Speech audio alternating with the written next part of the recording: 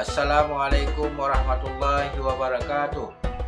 Saya atas nama Wakil Wali Kota Langsa dan sekaligus sebagai Ketua Pramuka Kuarcap Kota Langsa, Marzuki Hamid, mengucapkan selamat datang kepada seluruh kafilah musabakah Tunas Ramadan Pramuka se-Kuarda Aceh di Kota Langsa tahun 2018.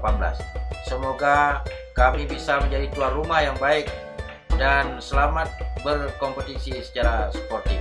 Semoga menjadi anggota Pramuka yang Qurani. Salam Pramuka. Wabillahi taufik wal hidayah. Wassalamualaikum warahmatullahi wabarakatuh.